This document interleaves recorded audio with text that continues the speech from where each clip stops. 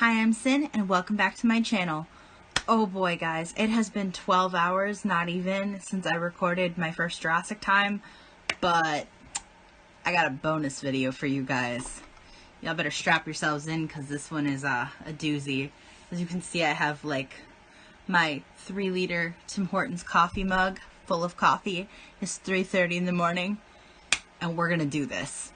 Alright, now I'm going to give a huge content warning, like, right off the bat here for this, and also tell you guys that I am probably going to get a lot more worked up than the last one, because this is basically one of my favorite stories ever. But content warnings, if you are uncomfortable with things or in any way sensitive, now's the time to click out. With that being said, we are going to talk about the true story behind my favorite book, Moby Dick. So, some of you may know this, some of you may not. Moby Dick was actually based on a true story. It has been adapted not only into Moby Dick, but also into a book, and then following that, a film called Into the Heart of the Sea. And today, we're going to talk about it. Strap in, children. This is going to be a wild ride. So, for a much longer, much more detailed video on this topic, Ask a Mortician has an incredible, it's like I think a 40-minute video on the true life story of Moby Dick and how it is so much worse than the book. She is a lot more professional about it too than I am likely going to be. Definitely check out her video if this interests you at all, because yeah, it's a lot. So we're probably not going to cover everything here. So yeah, definitely go give her a check out.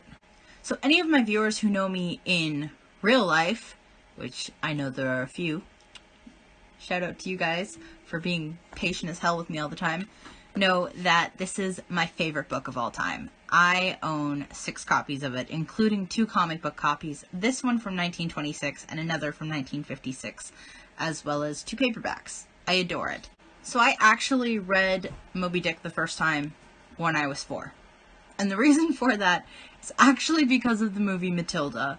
I was obsessed with Matilda as a little kid, and the book they read in the end together, her and Miss Honey, is Moby Dick. So I was like, I want to read Moby Dick too. Side note, please do not let your little children read Moby Dick. It is a bad idea. It is not for children. Anyways, and I fell in love with it. So it is just, if you haven't read it, take the time to. It's wonderful. But now that I have rambled for like 3 minutes, let's get into it. So our story begins in 1820 in the whaling capital of Nantucket. Alright? Now an important thing to know is at this time, whaling was a booming industry because whale oil basically powered the world. Alright? Whales had been actually already over-hunted in Nantucket, and so they actually had to switch, and that was why they started hunting the sperm whales instead. So, our main characters. Captain George Pollard Jr., 29 years old, just being given captaincy of the Essex. Now, that's not to say he was new to the Essex. The Essex was an old ship, and it wasn't state-of-the-art or anything like that, but he had actually worked his way up, starting as a cabin boy on it, working to second mate, to first mate, and then finally being given captaincy. He was one of the youngest captains of a whaling ship. So he knew this boat. He'd been working on this boat for 6 years. Our other main character is first mate Owen Chase, who was 23 years old. And while also not new to the whaling business, hadn't worked specifically on the Essex before, so was unfamiliar with the Essex herself. So right off the bat, signs were pointing that the journey was not going well. 2 days out to sea, they were caught in a huge storm in the Gulf Coast. This storm damaged the Essex herself, as well as destroying 2 of the smaller whaling boats and damaging a 3rd. At this point, Captain Pollard wanted to turn back to Nantucket to get repairs done. However, First Mate Owen Chase argued this and said that if they went back empty-handed so soon into the voyage, the crew would desert. Captain Pollard, in what you will see become a pattern as we go on, folded. And they continued on. They were able to catch one whale in the next few weeks.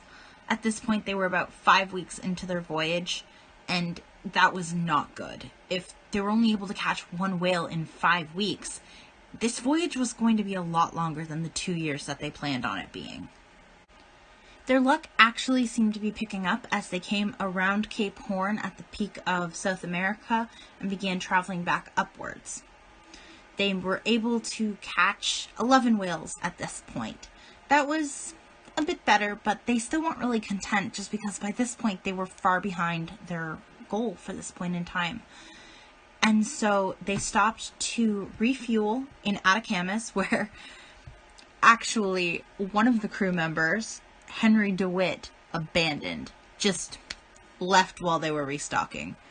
We're going to come back to him later on because I have thoughts on that man. He's clever. He's clever. While they were in Atacama, though, George Pollard received word about this offshore ground that was just rife with whales.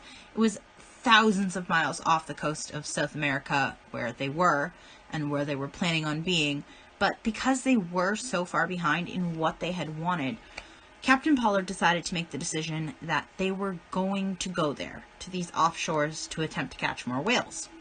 So, I'll be real with you guys. We have reached the point of the story that makes me really, really, really mad. Like, genuinely blood-boiling mad.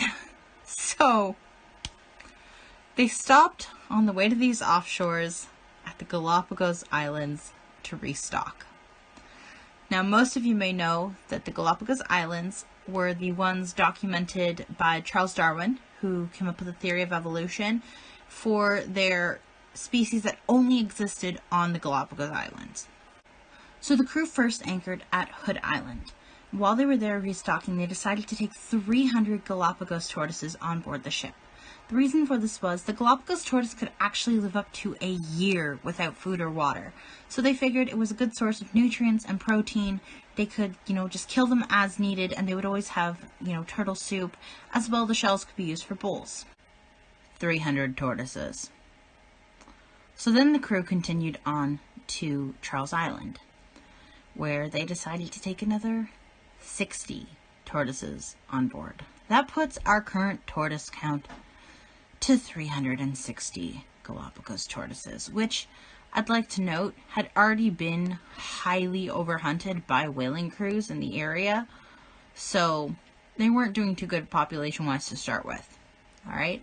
However, while they were docked on Charles Island, Thomas Chappell, one of the crew members, decided he was going to pull a very funny little prank. Now, Sin, I hear you asking, what could this funny little prank be? Well, you see, Thomas Chappell decided he was going to light a little fire.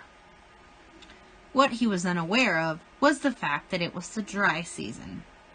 Very quickly, as one could expect, the fire became uncontrollable, driving the crew back to their ship. It is reported that after a day of sailing, they could still see the smoke from this island. Thomas Nickerson, the youngest member of the crew at 14, actually returned to Charles Island years and years and years later and reported that he found it blackened and barren. This funny little prank is thought to be the main contributing factor to the near extinction of both the Floriana tortoise and the Floriana mockingbird. So,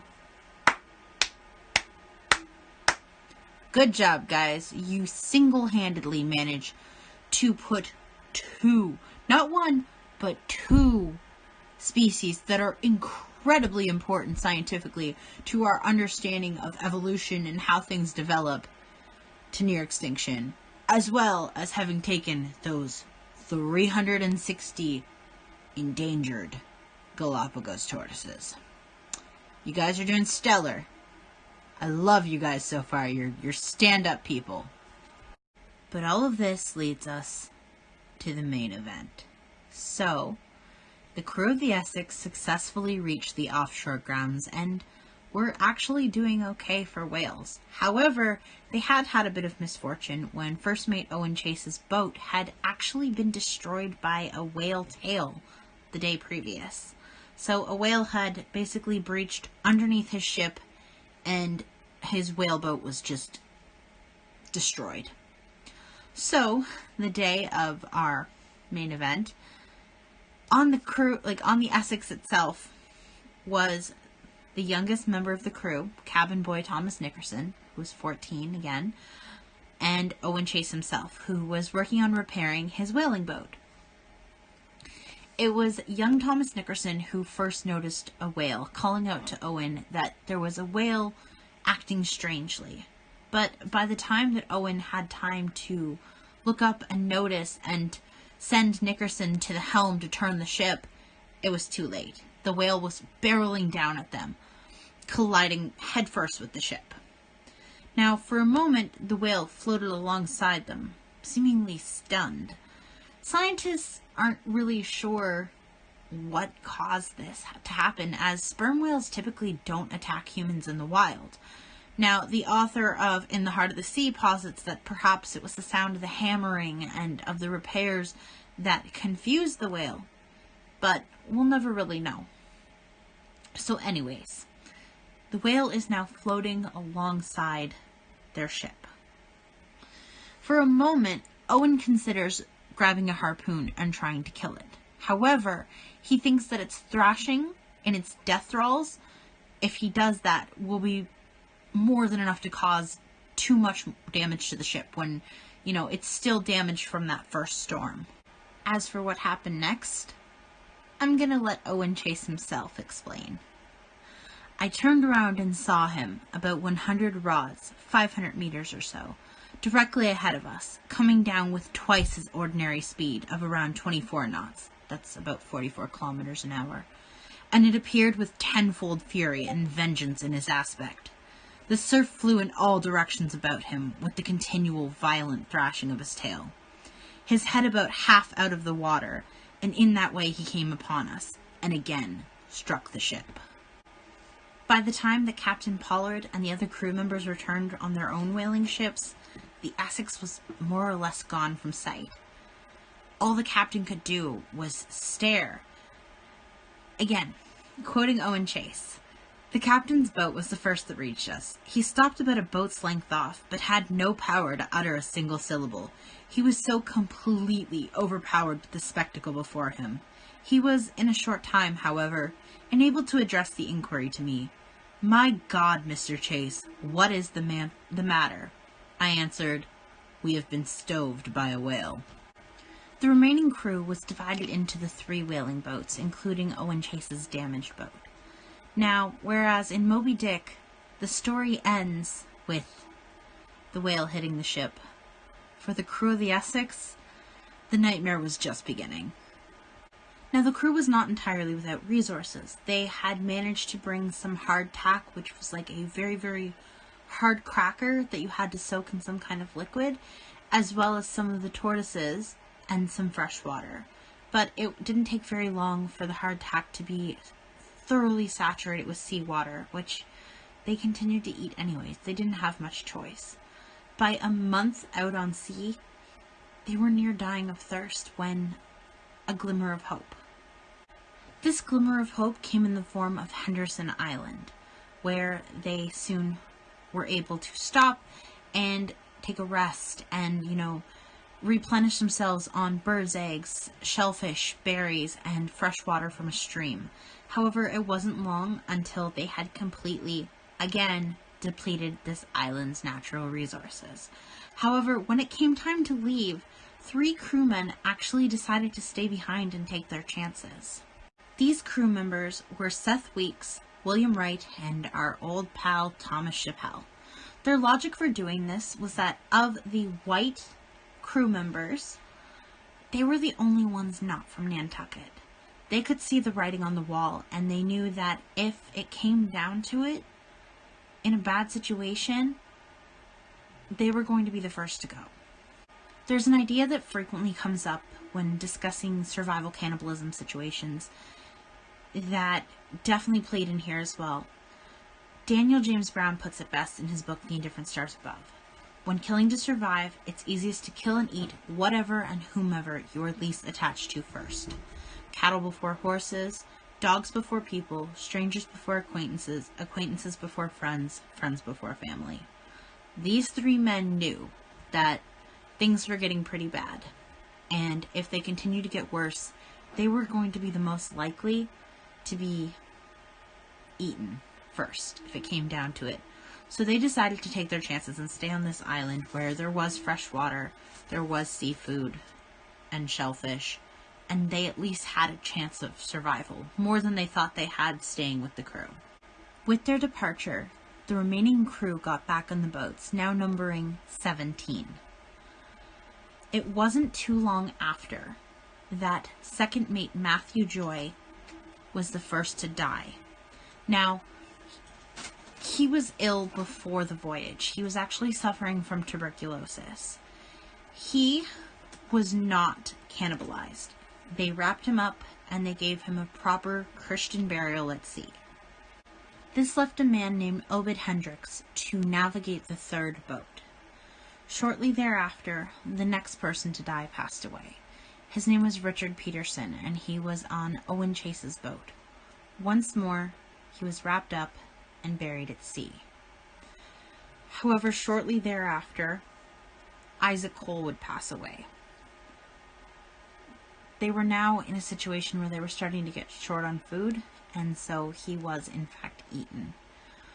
On Captain Pollard's boat, they weren't doing much better.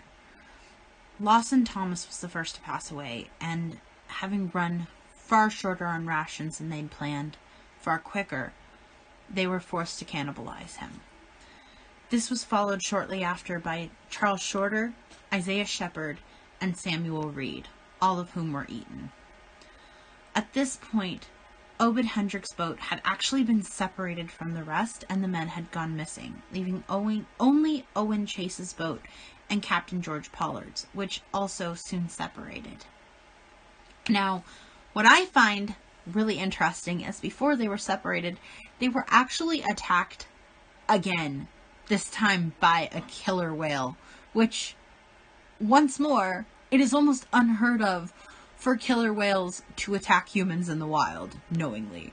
It is as though the ocean herself opened up and said, those guys in particular, I am going to smite with my eternal fury.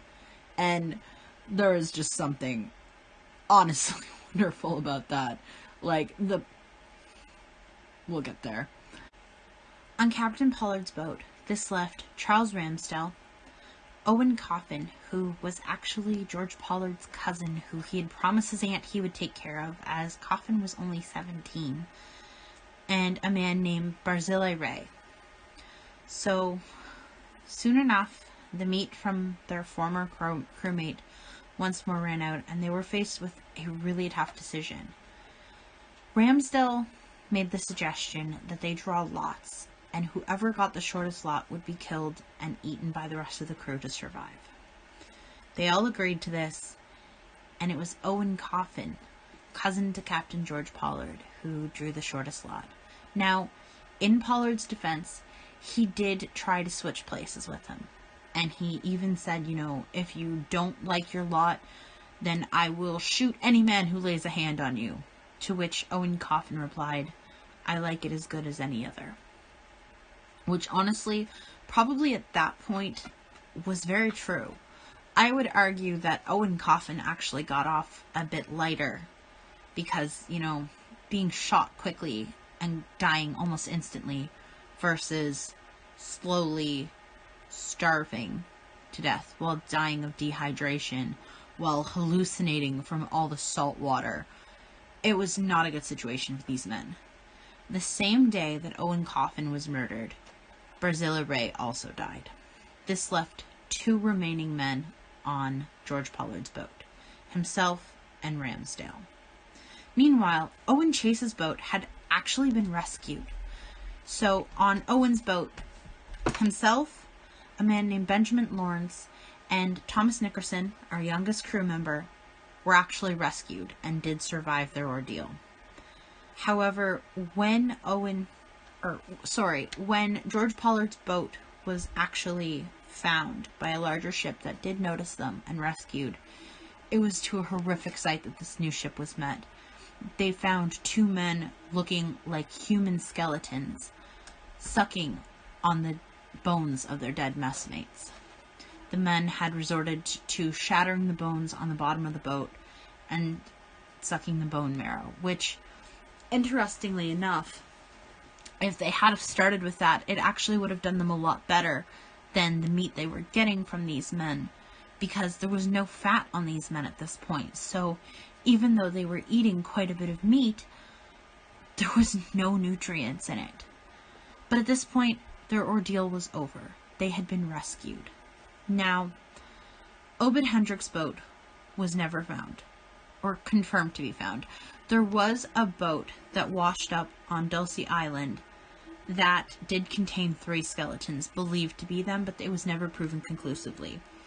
As for our 3 non-Nantucketers that decided to stay on Henderson Island, they were also rescued weeks later and were perfectly fine.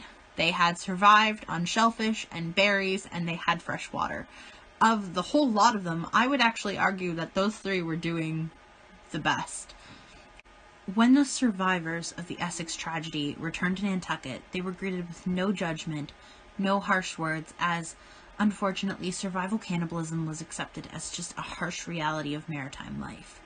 However, George Pollard's aunt did greet him very coldly because, you know, he had eaten her son, who he promised to protect. Now, there's a few interesting kind of post things to mention about this story. So the first is that when the ship first went down, George Pollard had suggested they go to the nearby Society Islands. They would be safe there, there was resources. However, Owen Chase, once more butting heads with the captain, said no, wouldn't be safe there. There was reports of cannibalism. Now, what's interesting about this is that the Society Islands had actually had missionaries go, 10, 20 years before, and there was colonies and resources, and there were not, in fact, cannibals, which, as we now know, the crew themselves would become, thanks to this decision. Another interesting thing is that all of the surviving crew members did return to whaling life, to whaling boats. In fact, Captain George Pollard was given command of a new ship, and Thomas Nickerson and Charles Ramsdale actually went back out with him, where Captain George Pollard proceeded to run this new ship aground in Hawaii. Now, thankfully, with this incident, no one died, but this permanently ended George Pollard's career as a maritime man, and he actually became the night watchman of Nantucket, which I think is hilarious. Not even going to lie to you. And so, my thoughts on it. It was a tragedy. Of course it was.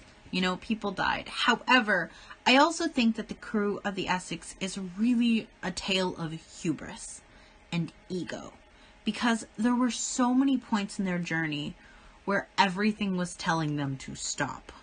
There were so many chances that they had that they could have prevented it, both before the incident as well as after, but they didn't.